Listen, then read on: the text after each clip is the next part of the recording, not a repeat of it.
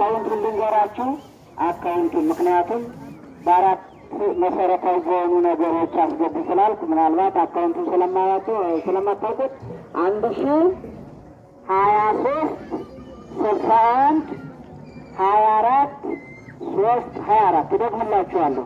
ምክንያቱም ለሌላም ቀን ያዙት ግድ የላችሁም። የአቡነ ሐራ ድንግል ስለተደረገላችሁ ነገር ማን ያድርስልኝ ማን ይውሰድልኝ እያላችሁ ከምትጨነቁ ኃጢአትም ከሚሆንባችሁ ከዛች ካላችሁ ከአካውንታችሁ 50 ብር 100 ብር ቀነስ አድርጋችሁ ብትልኩ ጻድቁ አቡነ ሐራ ድንግል በረከቱን አካውንታችን መበርከት ይችላል አይችልም?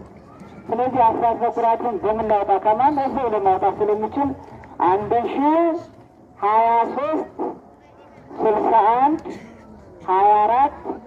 10236124 ይሄ የቤተ ክርስቲያኑ አካውንት ነው። የቅዱስ ሚካኤል እና የአቡነ ሐራ ድንግል በዚህ ማስገባት ትችላላችሁ።